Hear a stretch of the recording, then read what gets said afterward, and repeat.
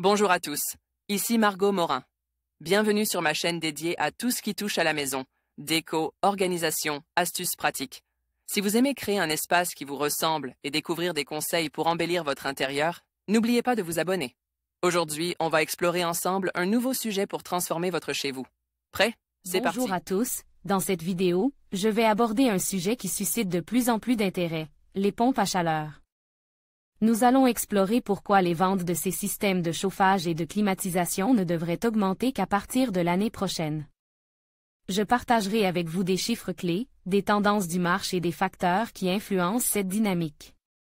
Restez avec moi pour découvrir ce qui se cache derrière cette prévision et comment cela pourrait impacter vos choix énergétiques. Après l'engouement de ces dernières années et malgré leurs avantages, les pompes à chaleur se vendent moins bien, à cause de leur prix d'achat. À partir de 2012, cependant, affirme une étude de Xerfi, ces installations deviendront plus intéressantes quand la nouvelle réglementation entrera en vigueur. Une pompe à chaleur, ou PAC, fonctionne à la manière d'un réfrigérateur.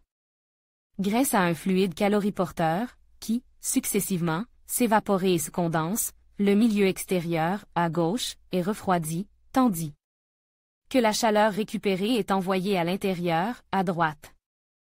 AFPAC. Les ventes de pompes à chaleur devraient redémarrer à l'horizon 2012, prévoit le cabinet Xerfi, dans une étude parue le 11 mai.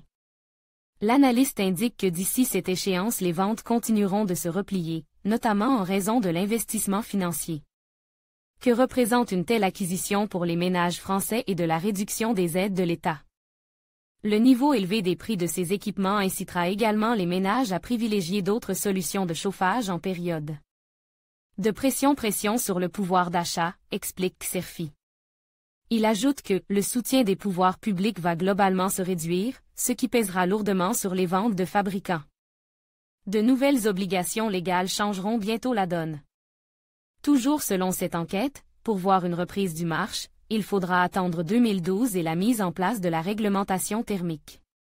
2012 Réglementation thermique 2012, valable pour les permis de construire déposés à partir du 1er janvier 2011 pour les bâtiments publics et tertiaires et à partir du 1er janvier 2013 pour les bâtiments résidentiels.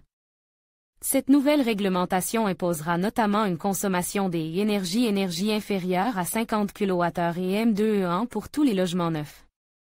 Résultat, les pompes à chaleur pourraient en profiter mais seront concurrencées à l'avenir par les autres équipements, en particulier les panneaux solaires, thermiques ou photovoltaïques, prévient Xerfi.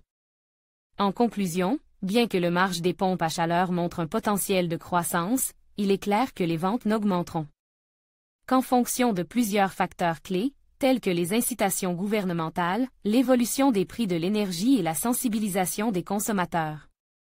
Pour que cette technologie devienne véritablement populaire, il est essentiel d'améliorer l'accès à l'information et de soutenir les initiatives visant à rendre ces systèmes plus abordables.